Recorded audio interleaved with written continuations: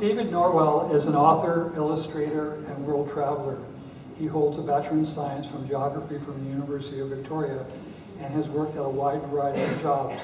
A Complex Coast has been described as a soul-searching personal account of a young man's 1,700-kilometer kayak journey from Victoria, BC to Gustavus, Alaska, illustrated with whimsical watercolor maps and illustrations of local flora, fauna, and landscapes. David made this journey in 2014 when he was only 24 and unsure of his place in the world. I quote, "As I survey society, a question barges in. Is this it? Are people happy? Fooling themselves? Is there more than school, job, relationship, house, debt, kids, a family, old age, illness, and death? At 23 years old, I've never been asked to dream beyond the conventional life checklist or critique of the culture we hold so dear." Critics have written, he wrote about the nature of solitude, the search for meaning and adventure, the wildlife he experienced, the survival skills he acquired, the existence of his own privilege. A Complex Coast is an unforgettable coming-of-age story that will appeal to kayakers, naturalists, and anyone looking for adventure. And as someone who's read the book, I completely agree with that. So would you welcome David?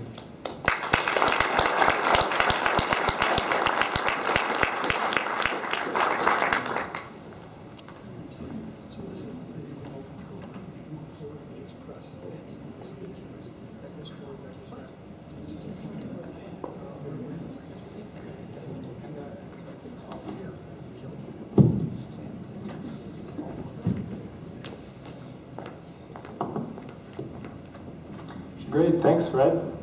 And thank you guys so much for having me. Yeah, it's a pleasure to be here. Actually, to be honest, I wasn't sure if I was going to be able to be here at all. I've been, for the last 2 weeks, on childcare duty for my sister in Courtney. She's been pregnant, and just yesterday at 9:05 a.m. she gave birth. And so I was taking care of her little toddler. And so this is the scene where I was yesterday morning. And it really got me reflecting on just what it means to be born in this part of the world. I mean, here's this little girl being born in the Comox Valley, just kind of her backyard is the playground of some of the best paddling on the whole planet. And that's the other little girl, Renly, who I was taking care of while Lexi was in the hospital giving birth. And yeah, it's just, we're just so blessed to be here and to be able to paddle here. And you guys paddle every Wednesday on this water, a place where people from all over the world, come for their bucket list trip. So yeah, I just wanted to kind of honor where we are. And yeah, let's get started. So here's a map of the coast, the Pacific Northwest, which I'm sure most of you know, and some of you might know quite in depth. So how many people here, has anyone paddled north of Vancouver Island? Yeah, quite a few people. So yeah, the central coast after the north tip of Vancouver Island, I would say it's some of the most exquisite paddling in the whole world. And it differs from Southeast Alaska in the sense that it's much less populated. And so Southeast Alaska is also quite beautiful. And I've made this kind of fun diagram of a choose your own adventure. So you can choose the outside, middle, or inside. And how many of you guys attended Nathan Slater's online Zoom chat with BC Marine Trails the other week? Yeah, so he's another paddler, and so we both share a history at Camp Thunderbird. And so he actually paddled what's called the Lost Coast, and that's a stretch just up north past Glacier Bay to a place called Yakutat, one of the most severe environments, I would say, anywhere as far as paddling goes. And yeah, so I just wanted to say that people are doing this trip more and more, and I think some of you guys have done this trip in parts, or if not in full. So yeah, that's where I went. I started in Victoria. I went all the way up. I crossed over the Broughtons quite early, and then I stayed what would be called the Middle Passage. So I didn't go up the narrow inside, but there's kind of another secret route. And that's mostly where I went. And then I Oh, it doesn't really show it here. But here I actually hitchhiked across Prince of Wales Island, and then I paddled up on the outside of the rest of Southeast Alaska. So, you guys didn't know, but you're actually going to be severely tested today. And it says it's not a test, but it is a little bit, at least in the sense that you guys aren't competing against each other. But I did this talk a couple months ago at the Royal Victoria Yacht Club. And so I'll just be measuring you guys up as far as how you did against the yachties. It was quite a funny event. It was like this banquet with all these hors d'oeuvres and seafood, and it was fine dining. And I felt totally out of place. And I told them that I used to anchor a sailboat in Cabral Bay. And when they heard that, their faces just dropped. Those people, they tie up to our dinghy docks and they steal our water. I just kayak to shore, I don't come to your... Anyways. Okay, so 3 awards. I'll be giving books and some prints to the people who get overall keenness, a friendly attitude, and best guesser. So this is the first one. You guys know what species this is? Lion's mane jelly. Yeah, you guys are good. So that's the lovely lion's mane. I actually took this close to Tricket Island. Do you guys know where Tricket Island is? Yes. Some of the oldest archaeology on the coast. And I was actually in a canoe at this point. We were doing some research in the area. And I was leaning in with my underwater camera and just about flipped if it hadn't been for my partner who righted the boat. We have one of the oldest archaeologists on the coast here.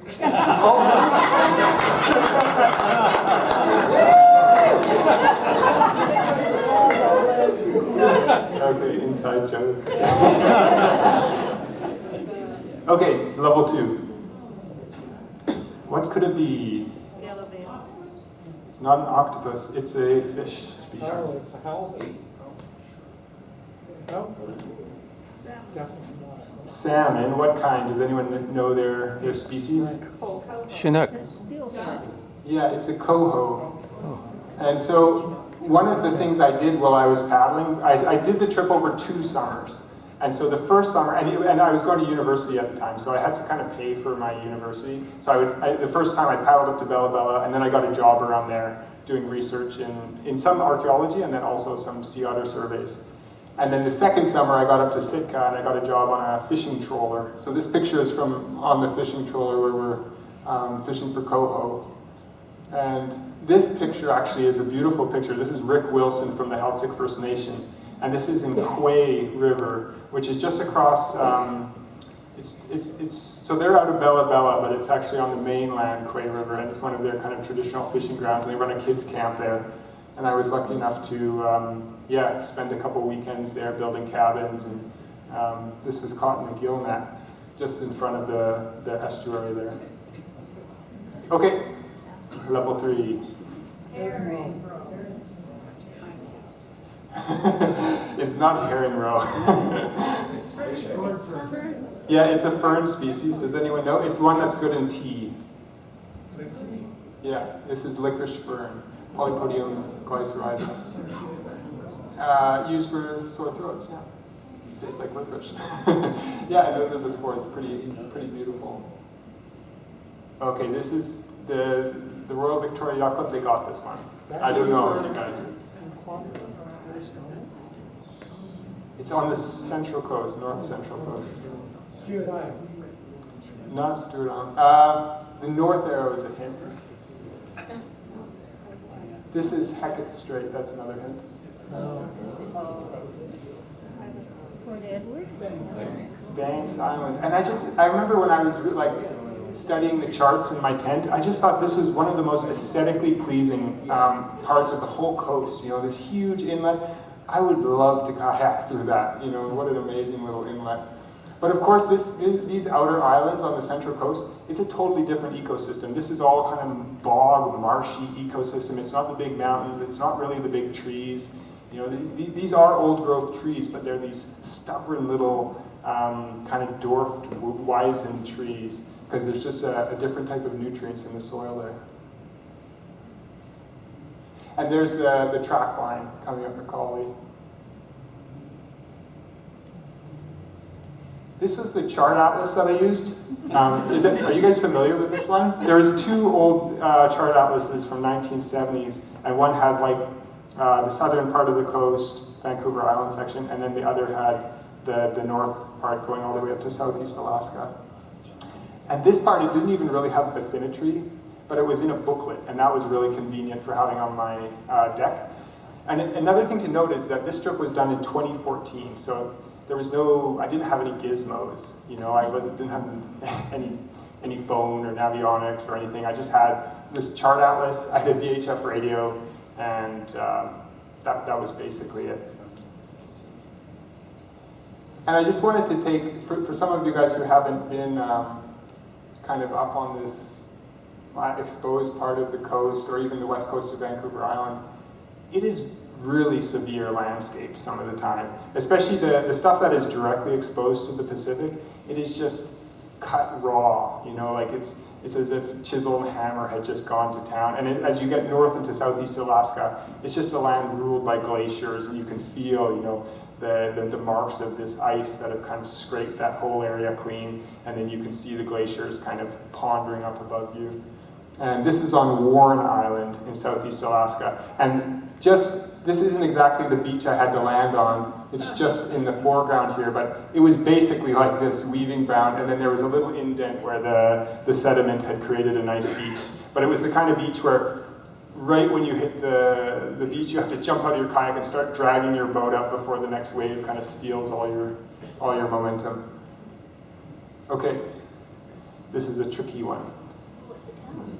It's an eco town. Oh yeah, okay, Royal Victoria Yacht Club, didn't get that one. It's part Yeah, this is an eagle town. And one cool fact, you guys probably know this, but I just learned it the other day. So our default for our hands, the muscles in our hands, is to be open-handed, where the eagle is actually, their default is to be in a clenched fist, and then when it races down to catch a fish, it opens, and then it will go back to that death grip. And so when they die, they are literally in that death grip. And of course, they were accompanying me the whole way up the coast, and they were lovely, lovely partners. And I found this out, 1 metric ton for their nests, which I thought was pretty incredible. This is right before Yakolta Rapids. Have you guys paddled through there, Stewart Island? Yeah. I'm sure you guys have played there. Really fun water, really dynamic. I didn't really know what I was doing at all. I was just looking on the chart as I came up from Victoria, and my previous paddling experience was, fairly limited. I had done the AOG course with SCAG BC, and then I had done a season doing tour, like kind of group, leading groups for Camp Thunderbird, and that was like our trip was from Nanaimo to Victoria. So all this really dynamic current stuff was really out of my league. Okay, this is a fun one. Yeah, Gail's got it. This is the sundew, and we have 2 species. And you guys know what's so interesting about these plants? Yeah, we have about 3 species of carnivorous plants on our coast. And so these are the 2 different species. This is the round leaf sundew, and this is, I forget the name, but it's a bit different. And so they've got this sticky nectar, and the bugs crawl in, and then they decompose slowly. And this, in those bog ecosystems on the Central Coast, this is kind of what reigns supreme. All sorts of weird little, kind of creatures you just don't get down here in our southern climate. Okay, easy one. Oh, jellyfish, come on. What kind? Water. Moon has those 4 spots that look like moons, and the water jelly has those lines. And does anyone know if which phase it's in when it's like this? Hydroid, polyp, or medusa? Medusa. Yes, these are the medusas. Will they take over the world? Yes. That's really why we're here tonight. Okay, let's start talking about the trip a little bit. So Fred mentioned a little bit about my motivations for traveling up the coast. And I'm sure if any of you guys did the trip, or if you have in the past, you had your own reasons. And I think it's a really special thing to leave on a big journey like that. And what a privilege also. I see that now, you know, I was white, able-bodied. I had kind of enough confidence and support in myself that I could find a job up there and pay for my school.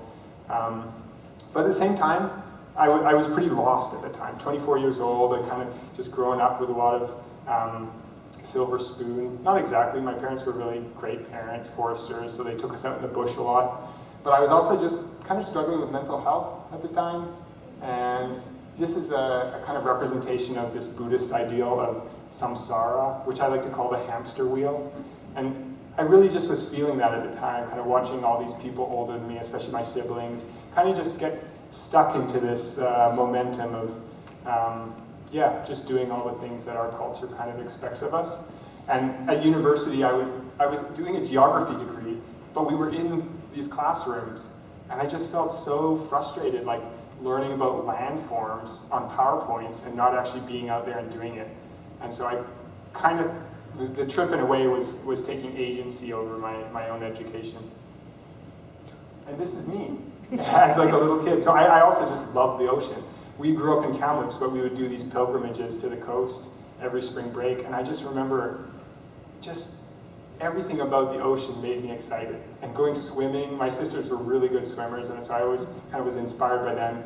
And spring break, if you guys remember, it's still pretty cold at that time. So we'd go, but we'd be, because we grew up in Kamloops and that was even colder, we had no problem swimming, even if it was snowing.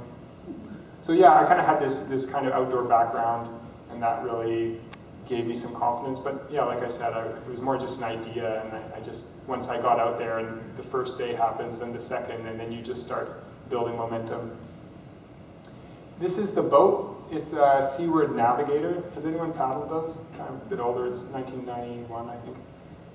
Yeah, really nice boats. As the name suggests, they're kind of built for this kind of trip. It's 17 feet. This was my setup. I didn't really have a seat, that's just some foamies. I had a used wetsuit that had all these holes in it. I didn't have a dry suit or anything. This is a tarp I found on the beach. That's a small sea otter, like a cuddly toy. Which when you're paddling alone, it's nice to have like some company. That's in Port McNeill. What else did I pack?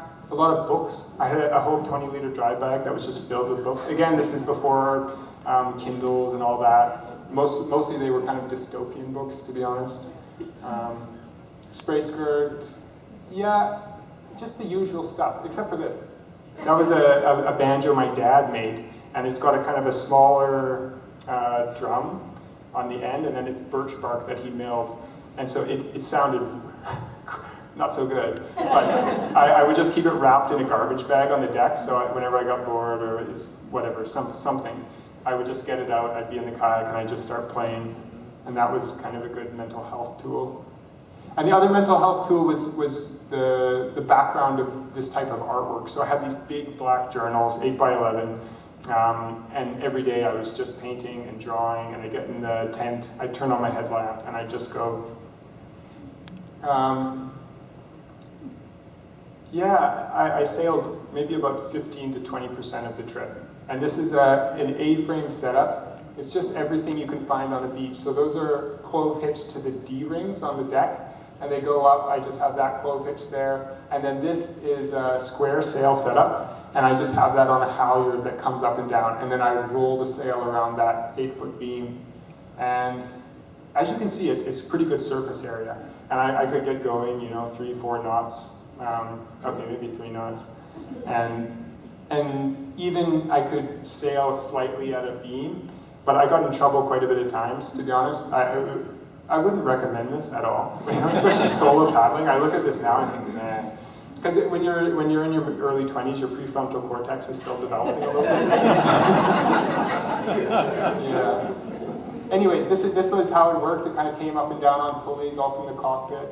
And then I would tie strings from each corner of the tarp to my paddle. So it was like kind of a kiteboard, which again, safety-wise, as soon as you start slipping, you have like 3 8-foot pieces of cedar, 16 square foot tarp, all attached to your paddle, and everything would go wrong. So I flipped no less than 6 times. And most of them were fairly close to shore, but 1 or 2 were in not such good situations. And this would be the aftermath. This is the potatoes. That's all of my lentils spread out on a tarp. And the boat's from 1991, so the hatches weren't so good. It had some old neoprene on it. Anyways, I found some more tarp on the beach and ended up kind of waterproofing it a bit better. Sunglasses, 2 pairs of sunglasses. I'm kind of curious what I have. I did have a spot device on the second half of the trip, and that kind of gave me some accountability to my mom, which was helpful. Yeah, they were wondering. Yeah. I think it's good. I think it's good to have people follow along, because that allowed her to see where I was, and then she would go on Google Earth and check out the satellite imagery. And yeah, I think that's one of the big lessons from doing this thing by myself, is that going out alone has a lot of positive impact on your life. There's a lot of deep, deep lessons, but ultimately you have to be able to come home and share the story. And if you can share the story as you go, there's something really nice about that. Oh, I wanted to talk about just a quick day in the life. This is in Kildet Lagoon. Does anyone know that on Hunter Island? I'd say one of the most unbelievable places on the coast. Very hard to get to. The entrance to the lagoon is about 20 meters across, and there's a rock right in the middle. And it runs, I don't know, it must be 10 plus knots. And it's rippling and all sorts of different, whirlpools are going on. And so I did spend 2 weeks doing this archaeology work I mentioned earlier. And it was kayak-based, so we were going and we were looking at the vegetation on different midden sites. And in Kildet Lagoon, there's some really beautiful old inhabited sites. And so, yeah, a day in the life, I just wanted to say, I was getting up really early. I was going north. I think if you were to ever do this trip, you should go south, at least if you're in the summer. Because, yeah, I had to get up at 4 a.m. and sometimes by 10 a.m. I was, the northwesterlies would be so strong, I would just pull off. Whales. Yeah, I saw a lot of whales. I'm sure you guys have all seen a lot of whales. It's pretty nice. Again, when you're up there by yourself, you do start kind of slowing down, your mind settles. You do have a much kind of subtler sensitivity to things. And I think when you meet whales out there, especially when your mind is quiet, you can really feel a deep connection with these creatures. Yeah, probably my most awe-inspiring story was crossing from Ketchikan to Prince of Wales Island. It's about a 6-hour crossing.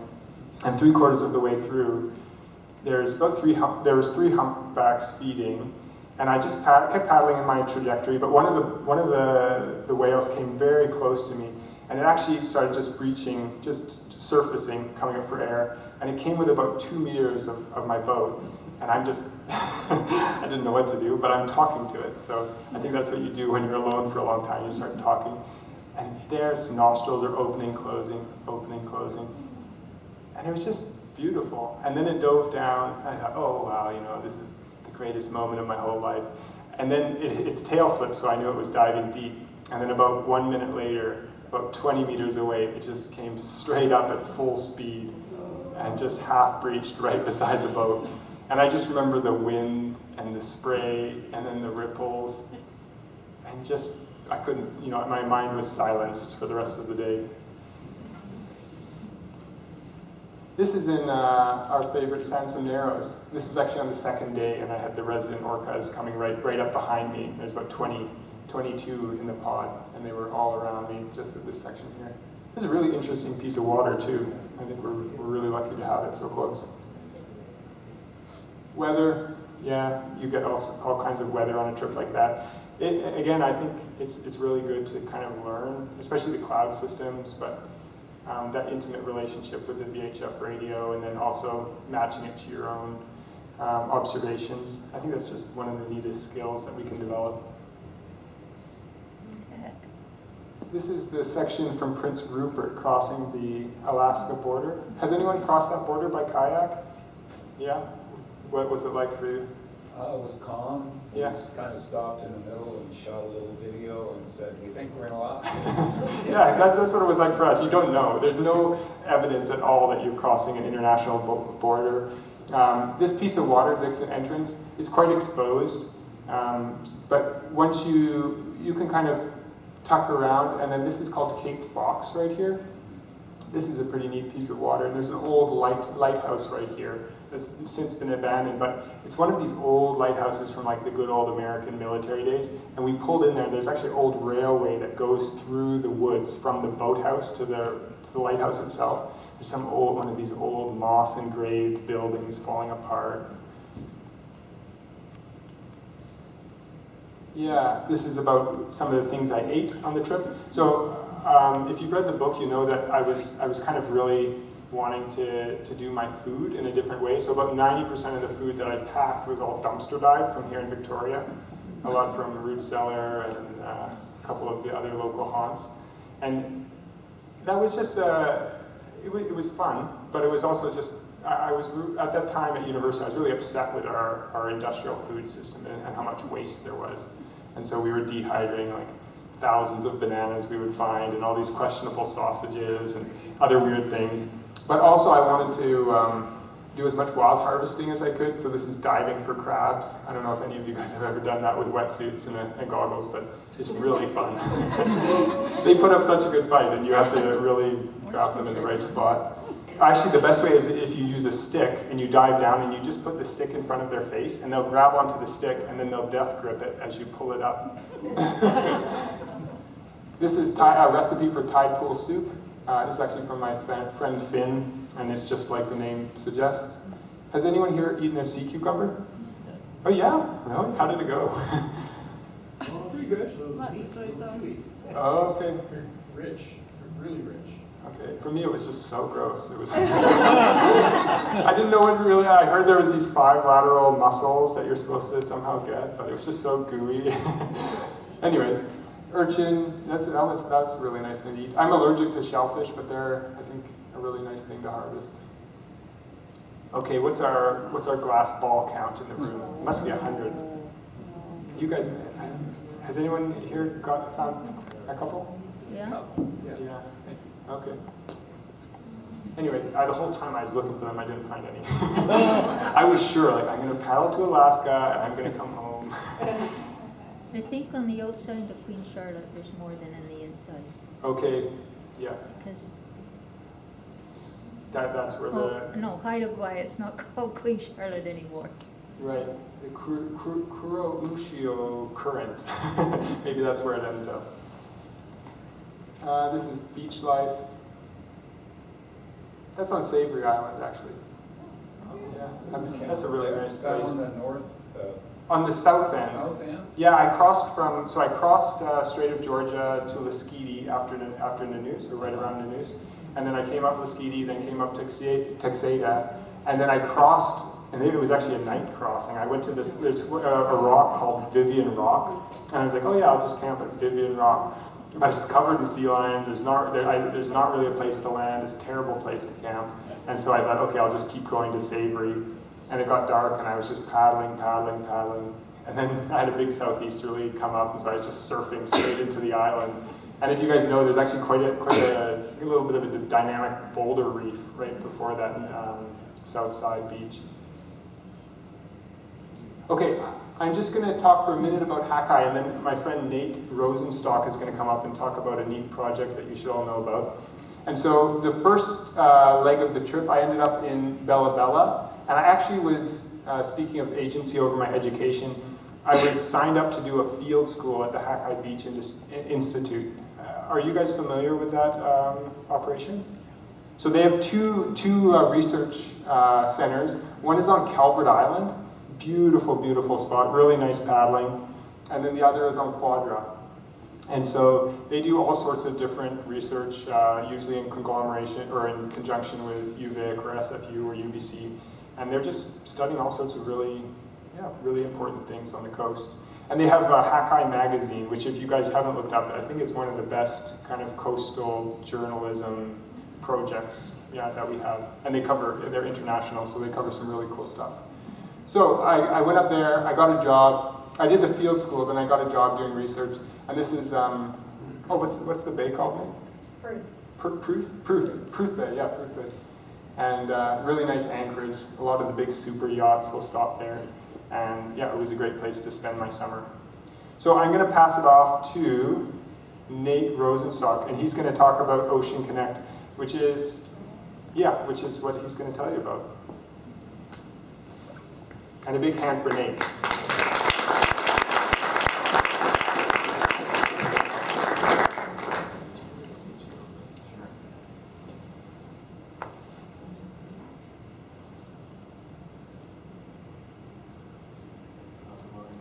Oh, it still works good.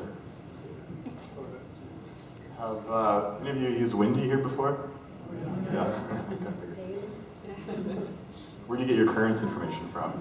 You get that on Windy too? Eye tides. You make it up. You look at the tables. Ocean Connect is, a project of Hakai, as David was saying, and it's similar to Windy. We have a, David has brought up here, the main advantage is having the currents map, so you can kind of zoom into your part of the coast. We only have a little bit of the coast for now. We'll be expanding to all of BC kind of soon, but let's see here, it works. Usually I put in Cattle Point and paddle around there, and you can kind of switch to maps. So if we're going paddling tomorrow, you can go tomorrow afternoon. And ooh, big currents tomorrow. What is that? Almost 5 knots. Wow. Yeah, it's kind of neat to just click around and see the swirls and see what's going on. We also have the current stations that you're more used to seeing.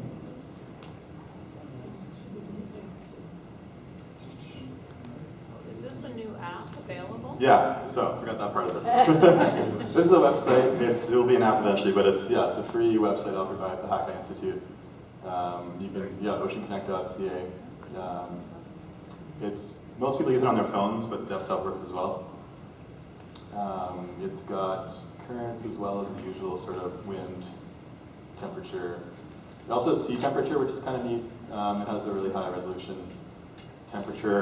sea temperature forecasts for this area.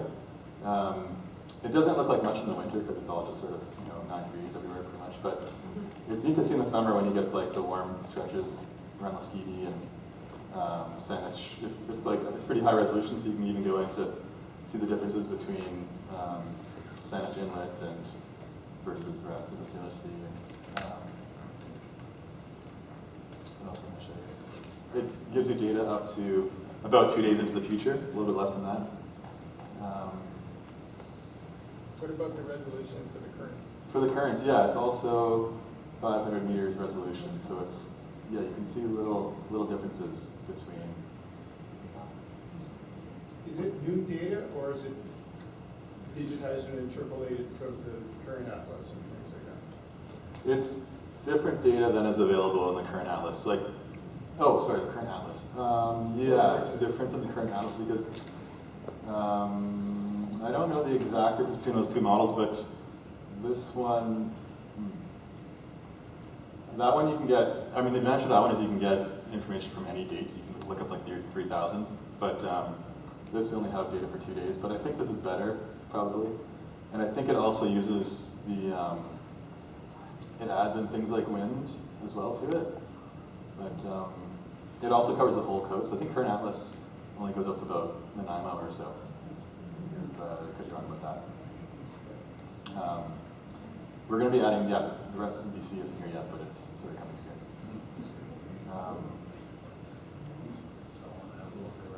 And it's free. What else can I show you on it? Kind of the usual stuff, tides. The tides, kind of like the color behind is kind of interesting. I've never really seen a website that shows that like gradual look of what the tides are doing.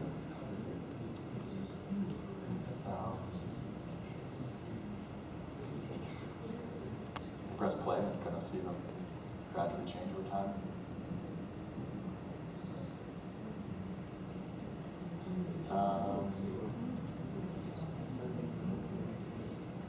What else? Oh yeah, waves. Probably not too many waves right here now.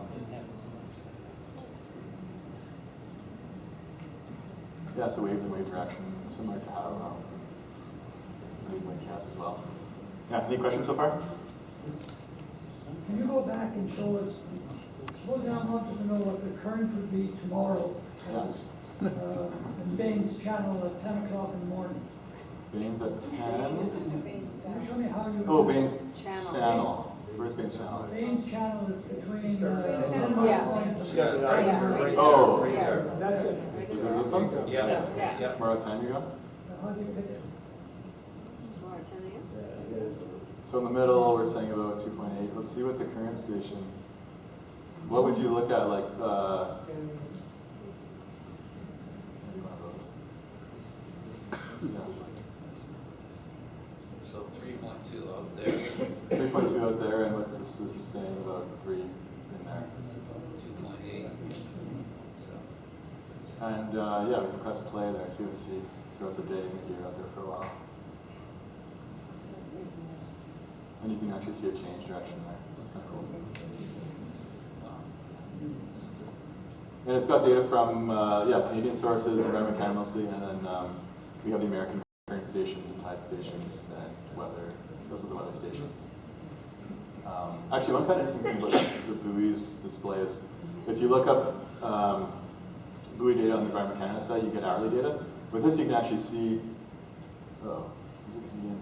Oh yeah. You can actually see like 20-minute data on this. EPM, what are we at now? Oh, 803. Okay, I can't really show you, but you'll see it update like 820, 840 for a lot of buoys. And this is the wind. So tomorrow. Yeah, any other questions?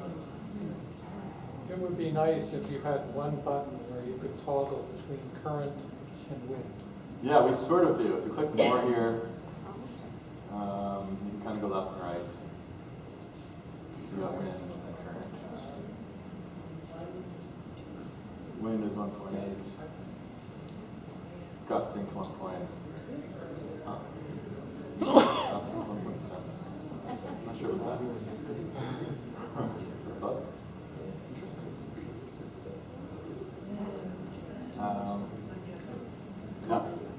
Tell people where to find it. Yeah, you can Google Ocean Connect, type in oceanconnect.ca. Just a website for free. You can use it on your phones probably. Okay. Okay, I'll give it back to David. Great, thank you. Yeah.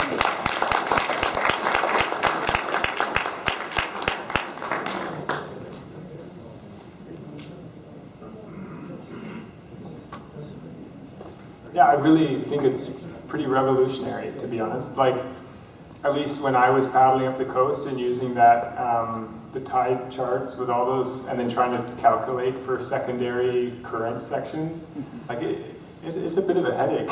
I don't know why something like this hasn't existed before. So, yeah, try it out. And if it's wrong, you just email Nate.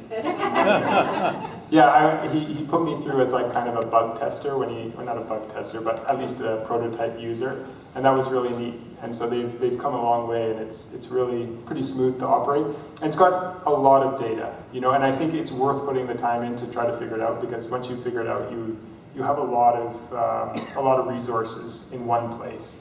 And yeah, I think as we found out last week with those 2 kayakers, there's always a use for having more safety and more resources and more information on the water. Okay, so my time at Hackeye was a bit different. I got a job doing some hydrology work too, which is measuring the streams around Calvert Island. That was really fun. This is on the kayak trip. This is Julia Fisher, who is the master's student doing the Midden archaeology research. And the other thing that I did was study otters. And I love otters, and it just so happened that I had a baby cuddly toy otter on the bow of my boat. And I'm not going to give you guys the whole otter, kelp, trophic cascade story, because I think you guys are all pretty literate about that. But I will say just a brief history, which is that we killed all of them. There was a couple left, and then we brought those couple left down to Chelsea Bay. Do you guys know the story? So it was about 76 otters that they brought down.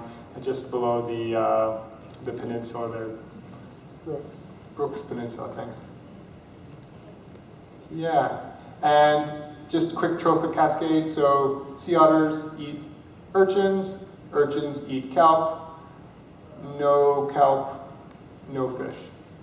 What is the sound of one flipper flapping? Yeah, without the otters, it changed everything.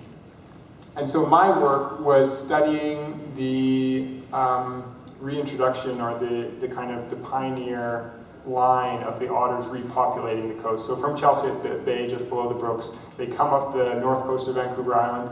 They make the pitch over to Calvert Island, and by the time I was there, they already had populations all in the central coast.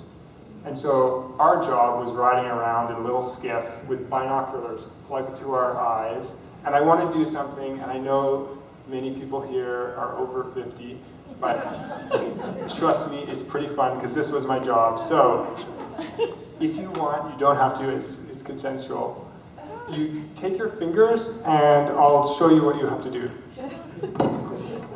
You put them like this, and you imagine you're wearing binoculars. You can also go like this if that's too much of a stretch on your wrists. Okay, and imagine you're in this skiff for 12 hours a day, and you're riding, and you're looking for sea otters, and I just want you guys to experience my summer job.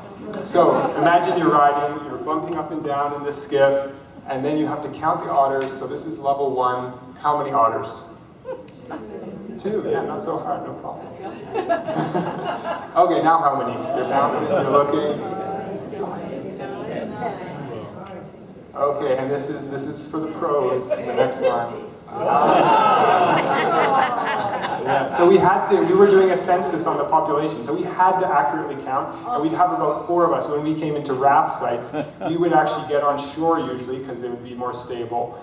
And sometimes we would even have like telescopes made for like looking at the stars. And we would be counting as fast as we can. Try not to double count. And if you guys have you guys seen some big rafts before, anyone here? Yeah, they're not just in one place. They're constantly barrel rolling and goofing off and diving and stealing each other's breakfast. They're really gregarious creatures, and they're so fun to watch. And for a summer job, it was fantastic because it was like watching a culture. They have this very dynamic social culture. And the other part, so we were doing the census, looking at the population, looking at where they were. They actually are in gender segregated rafts. So they'll have all the males and all the females and the pups. And then during the breeding season, they'll kind of mingle a bit. And the other job we had was looking at what they ate. So we would rig up on a rock for 12 hours with this astronomical telescope, and we would have a stopwatch, and we would clock their dive times. And when they have feeding bouts, they really kind of do breakfast, lunch, and dinner. So they usually have 3 bouts a day, and when they dive, they'll just basically keep diving, bringing up prey until they're satisfied. And sometimes we would watch otters, dive 10 or 15 times in a row. Each dive time is about 2 minutes. And they come up sometimes with, no joke, 3 or 4 big urchins. They'll smash them open. They eat them in about 40 seconds. And then they'll dive right back down. They'll bring up an octopus. They'll dive back down, bring up a sea cucumber. Dive back down, bring up a gooey duck. And they are just ferocious eaters. They eat so much. And so you could actually map how that was changing the ecosystem on the coast year to year. And that was really cool to be a part of that. Okay, this is just an emotional break. And in my journal too, I was taking some emotional breaks. I was pretty angsty, 24-year-old. Yeah? So any idea why they're not coming further south on the outside of Vancouver Island? I'm not quite sure. Like we do get, those sometimes we do get otters that come down even into this area, but those would be typically lone males, and those are like the pioneers looking. And it might be habitation, it might be something else. Yeah, it's kind of hard to say, but they sure like the Central Coast. And I think the population is about, so remember we started with 76 in the 1970s, that was the reintroduction. Now we're at something about 8,000 in BC. So they've done pretty well. Any other questions about otters? Yes, you meant, following up on Gary's comment about coming further south. Yeah. From what I read, especially in what's his name's book, the Watertuka Strait, Yeah. or the Strait of Watertuka. It doesn't appear that back when they were in the days when they were harvesting them, the late 1700s and 1800s, that they ever came down here. Right. Yeah, I think I heard that too. So like, on the if you go south of the Queen Charlotte Sound, like they wouldn't be in that Broughton area or anything. I think it's actually wave action that they really appreciate. That's one of the things they like. But it could be a number of other things too. Yeah. So the population in California, is that a different population? I heard the species is like the same species but slightly different. You know, like just like coastal bears versus interior bears or something. But yeah, so that the population down in California, it didn't go completely extinct. They still had some species down there, and so that population is also came back. Yeah. I wonder if do they compete with, I know Dan said we have lots of river otters, rather. Oh yeah. Yeah, and actually one of the other research projects I did was looking at river otter denning sites on the coast. And so the river otters on the coast are unbelievable. You know, they're very skilled hunters, and if you ever come across these coastal river otter dens, they are like the Sistine Chapel. That was the name of one of the denning sites we found, because it was so elaborate. You know, these huge dens burrowed out, the whole ground, the understory was completely bare. They had little slides going into the water, secret escape routes, and I'm not sure. They definitely do have overlap with their prey. River otters are eating, as you guys know, crabs and everything else. But they're also eating fish, and sea otters aren't eating fish. They're mostly for invertebrates. Yeah. I wanted to spend a little moment talking about the abandoned buildings and kind of the history we have on the coast. This is in Namu. Have any of you guys been there? Yeah. What was it like when you were there? I was there in 78, I think. 78, so it was still like a cannery. Yeah, it was just shutting down. Okay. Yeah. So what an amazing story. I went there, yeah, it would have been 2015, 2016. And they had just lifted, there used to be like a watch person there, but that watch person had just left. So basically, whoever had that responsibility, I think it was still the cannery or someone else, they walked away. So basically said no one took responsibility for it, and people were just looting it. There was, I went into the old grocery store, and no joke, it was still stocked. There was still stuff. I took all sorts of raspberry jam, and there was lots of stuff. It was unbelievable. And you went into the residential areas. There was, it was like people just left one day. There was still sweaters in the drawers and shoes at the doorstep, but grown over with moss and vines. And nature had slowly taken it back, but it was in really good shape because there was usually a watch person there. This is Minstrel Island. Has anyone been there? It's up on the Broughton Archipelago. Really, it used to be a post office, actually, Canada Post Office. It was a booming town, and now it's just this dilapidated shack. Someone had converted one of the old residence buildings into a sauna, which is really nice. This is Tree Point Lighthouse, which is I was talking about. This is the boathouse there. This is us collecting flowers at Namu, so we were raiding flowers and transplanting them back to this in the Quay River. All this to say that this coast used to be a lot more people than it is now. And we had a lot of business, we had all sorts of fishing industry, but as technology improved, as the canneries centralized, we just lost that. And as the populations for the fish decreased. And a lot of that stuff is just still up there, kind of getting overgrown.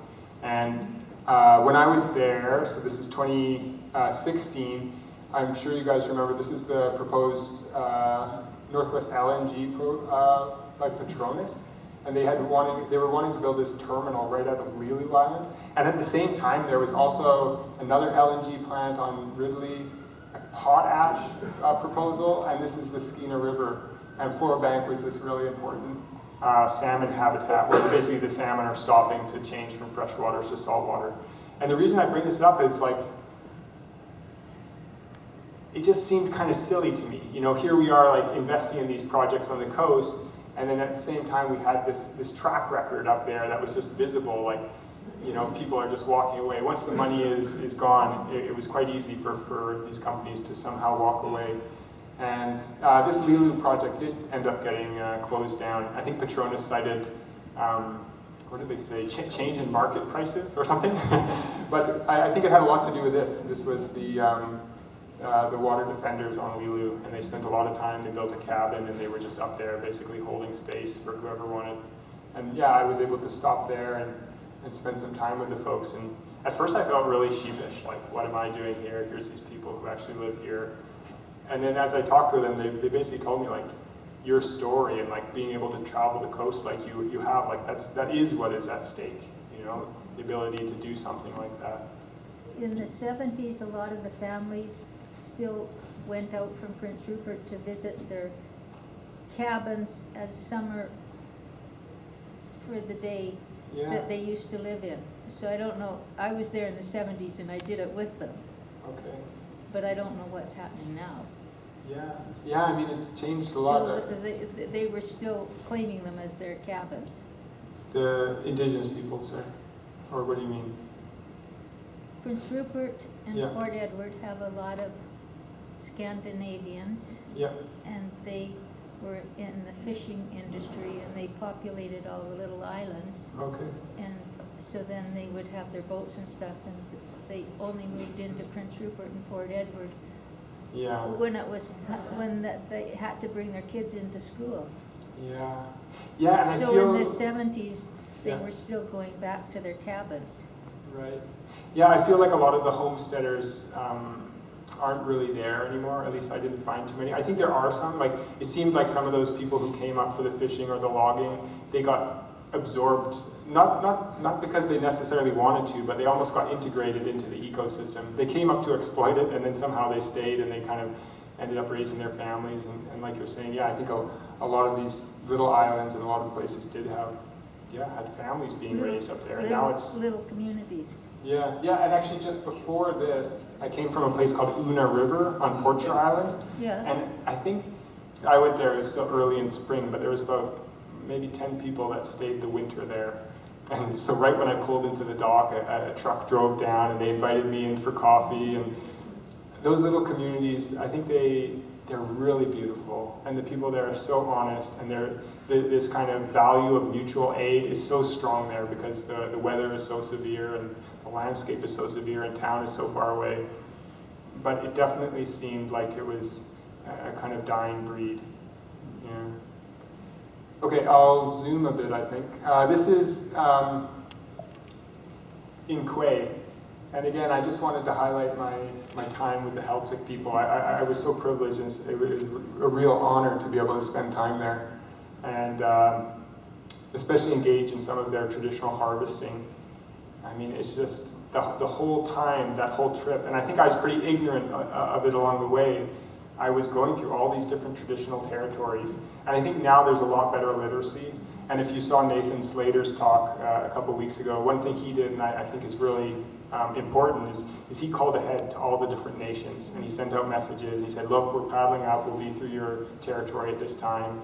And many of them did write back. And some of them didn't, and that's okay too. But I think just being really cognizant that, like, here I am, this white person paddling up the coast. There's a real colonial narrative there.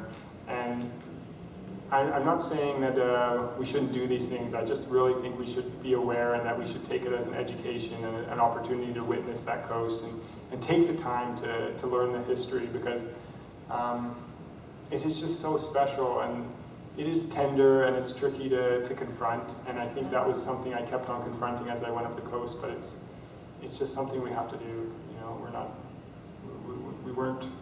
we're guests here. And the way of life is just so inspiring. These are salmon steaks, and it was just awesome watching these people work with salmon. You know, it was like thousands of generations. Like, we just don't know what it's like to have 14,000 or 16,000 generations behind us. I mean, 14,000, 16,000 years of generations behind us. It's so much roots in those areas, and the relationship that they have with those creatures is just, something that I think I won't be able to ever comprehend, but if I ever get a chance to engage even slightly, it's something to pay attention. This is some smoked salmon, Does anyone know what these are?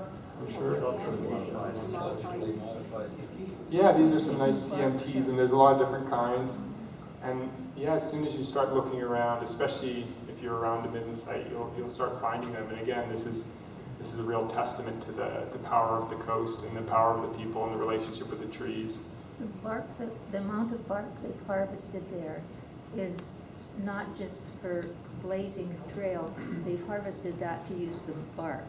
Yeah, yeah. There's different. Sometimes it's actually chunks of the cedar itself. Sometimes like they'll make the big strips of cedar like you're talking about, and they'll do all sorts of things.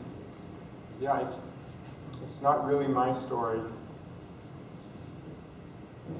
but it's something I love. You know, these big trees. Both my parents are foresters, so we grew up with that relationship with trees, but always kind of with a slightly industrial perspective, to be honest. But the reason my parents became foresters was because they just loved trees. They loved the forest and the space that they hold. This is a big Sitka spruce. These are 2 big cedars. And this, yeah, and it's pretty interesting to see some of these culturally modified trees and just imagine what they were used for, or what their individual relationship with that tree was. Okay, this is kind of the last section of the talk, and I wanted to switch gears and just talk about the book itself. I'm sure there's probably quite a few of you guys who have published books at different capacities. Is that true? There's some people here? Yeah. Yeah, and I mean, even if you journal, I really think that you should call yourself a published author. And I think we should just get rid of this whole idea of, you know, if you just make a book and you write in it, that's a really empowering process. And it's a real therapeutic process. And when I started out, I didn't think I was going to make a book, not at all. I just thought I was doing this thing, I'm going to journal, hopefully I'll learn some lessons, and yeah. When I came back, I had these 2 big black journals just filled with paintings, filled with all these musings and ponderings and recipes and different people that I met. And I was pretty shy about showing people, but eventually people asked me, like, what did you do for this? Like, what did you do all summer? And so I had to show them something. So I showed them these journals, and people would be just blown away, like, what? Like, how did you do that? And eventually I started putting it together, storyboarding, kind of making sense of a narrative, because the original journals are they're pretty emotional, they're pretty messy, they look like a Captain log, they're like tea-stained with burnt edges, they're all waterlogged. I'm sure I had to dry them out over the fire countless times. And this is the evolution of the cover itself. As you see, this is my first attempt at a cover. And it looks, as my one friend pointed out, it's like, it looks kind of like female reproductive parts. But it's my kayak, and I drew a map on the bottom. She's like, people won't get it. Yeah, and I wanted to call it How to Sail a Kayak, or I don't know. And then eventually, this was the final product, but I was playing around with lots of different things. And there is a really neat creative process there as soon as you just start making marks on paper. This is the message I sent to the publisher. I thought that might be interesting for people. One thing I think, traditional publishers get bombarded with manuscripts every year. And so I had one friend who was already in publishing. She's like, you have to make your proposal stand out. And so I did little illustrations, and I think that helped. Otherwise, I didn't really know what I was doing. I thought I might self-publish the book, because at first I got nothing but rejections. It took about 2 years to eventually get the book published. And I think that was partly because it was during COVID, and the whole traditional publishing industry was kind of in an upheaval. People didn't even know if there was going to be bookstores anymore. But of course there is. And yeah, I just wanted to say, I'm sure are some of you guys journalers here? You guys journal your own little memoirs? Only a couple? I thought everyone was like, yeah, I journal. Maybe not. Yeah, I really like journaling, and I think if you have some stories, it's a nice way to leave it for future generations, even if it's just, bound with your own sewing thread and needle. That's what my first books, I just had bound them myself with sewing thread, and that was, yeah, my mom still has those. Okay, final creature feature. What's this guy? Bear. What's he eating? Seaweed, it looks like. Yeah, I think it might even be barnacles. Yeah, so these are coastal bears. Pretty interesting. What about these ones? Animal. Yeah, this is low tide. Ravens. It's not a raven. I'll give you a hint. It was we were trolling offshore, maybe 3 or 4 miles, and it ended up in a storm, and it ended up on our deck in our fishing vessel. Some kind of petrol. Yeah, exactly. Storm petrel. Which kind? Oh, Roger. Roger Roger will know. is the one we should all know. It's the coolest one. It is the opalescent nudibranch. Yeah. I have one page in the book dedicated to nudibranchs and all their superpowers. Did you know that there's one type of nudibranch? It eats algae, and then it'll absorb the chlorophyll from the algae, and that chlorophyll continues to photosynthesize and supply energy to the nudibranch. So it's like it has solar power.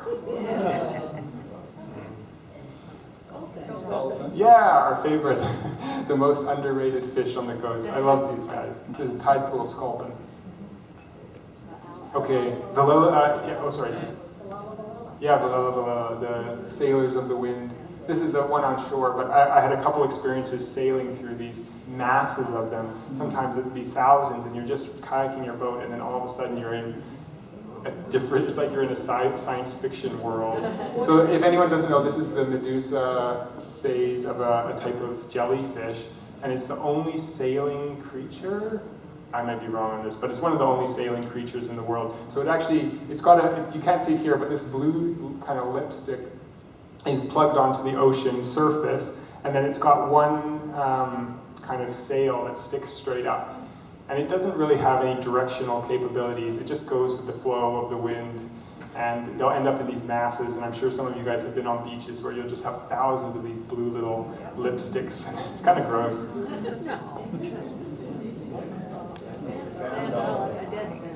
A dead one, yeah. Does anyone know its species? No, me neither, yeah. This one?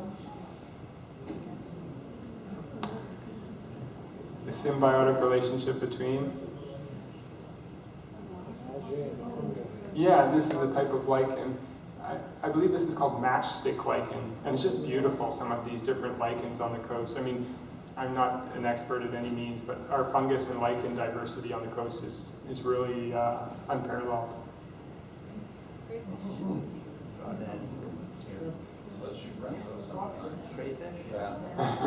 It's dinner, yeah. Yeah, our California sea cucumber. What about this one? There's 2 species in this one. It's in flower. It's in flower pretty much next month. Yeah, yarrow. One of the more taxonomically complex plants we have on the coast. Really interesting leaf systems, really medicinal. And these are red velvet mites. And you can see their little bums, and they seem to like pollinating that flower. Yeah, and hopefully they're making a comeback, but yeah, kind of a strange ecological story with them on the coast in their crash about 10 years ago. And this is kind of good night. Yeah. I also illustrate some children's books, and it's really fun painting those books because the last page is always like the good night page. And that's what this is kind of. I think that's it, yeah. And this is this is no particular geography. And here's some islands. This is the Kaz Breakers. Maybe I'll end with that. The Kaz Breakers are really a remote part of Southeast Alaska, and just unbelievable paddling. Out of the whole coast that I paddled, I would say those Kaz Breakers would be the one place I'd want to go back and explore. Actually, I don't think I got enough people's names and enough responses to give out the awards, but I better give some away. You guys, I think you guys have to self-nominate. Who do you guys think the overall keenness award should go to? Not only in this presentation, but in your last 1 year of Siska. Jane. Jane? Okay, Jane. Yeah, Jane gets a free print. You can just take one from the table. Thank you. And who gets the best friendly ottertude prize? Lynn. Lynn? Wait, do we need more? Don't you have to second it? Do we have consensus? But she already has one. Oh, she already has one? No, Lynn gets it. You can take whatever you want from the table. Okay, best guesser? Who's the best guesser in Cisco? She's not here, Yeah. so. Best geezer.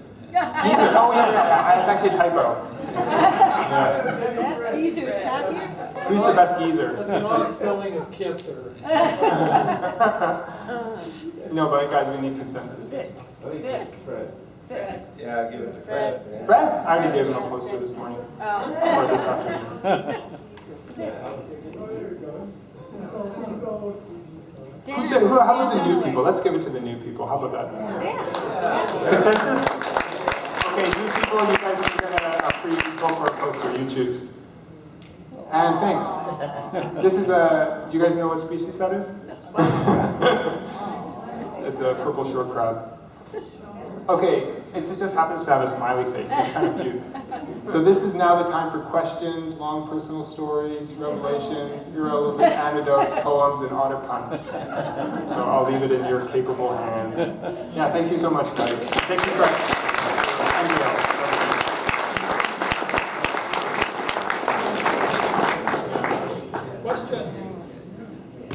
Otter puns. We ought to buy some books. Oh yeah, you ought to buy some books. What else? I think they're atrocious. Oh, that's good one. Yeah. Is anyone thinking of paddling the Central Coast this summer, or going into more remote areas? Yeah. Cool. Which part of? We're launching at Bella Bella. And Yeah. Just a couple of weeks this time. And Okay. See what the weather does. Yeah, we're gonna go north. Yeah. Oh, go north. Yeah, great. just like you said we shouldn't. Oh no, go north. Go north. But if you're just, and then you'll come back via the ferry on from Bella Bella? No, Clinton. Oh yeah, well that's not so far. So. 3 of us are Well, gonna go from Petersburg to Port Hardy. Petersburg to Port Hardy? Yeah. Okay. Oh yeah. That's amazing. Good luck. Any other big ones or little ones? Okay.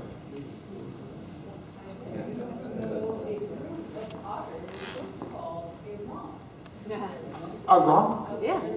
I thought they were a raft. But they're also a romp?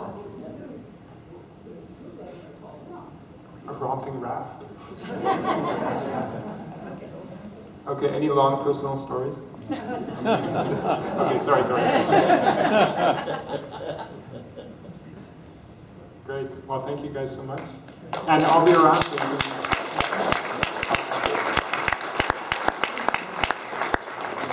Before I thank David, his books are on the back table. If you haven't had a look at them, please do. They're certainly worth looking at and purchasing one. This was an amazing adventure and a wonderful storyteller. You do a really good job. But what makes this kind of special, I mean, we're the gray hairs, right? You know, we're the older senior citizens. And this guy did this at 24. What were you doing at 24? What was your life like? How many trips up the coast did you take? Yeah. I was running away from the war. That was my Anyways, I want to present you with the much sought after, seldom seen Siska mug for thanking you for take it on your next trip. Fill it full of sea urchins. I want to remind people, May, we have one more meeting in this kind of our spring schedule. And the presenter is the former owner, well, I guess he still is the owner of Feathercraft. I met him a couple of months ago and turned out to be a really interesting guy. So I think it'll be a really interesting presentation, the story about Feathercraft, how the company came together, the boats he made, and the fact that you can still buy parts and equipment today. So, Jane, do you have anything to add? I think that's it. Rod? Rod? Is the next meeting the 29th of May? I have no idea. Last Wednesday? It's the fourth Wednesday. Fourth Wednesday. It's always the fourth Wednesday, yeah. And I just want to say, I'm sure everybody here is aware of what happened to the two paddlers out last weekend. And it's just a reminder, you know, you know what to do to stay safe. Please take care of yourself. And good night. Thank you, Fred.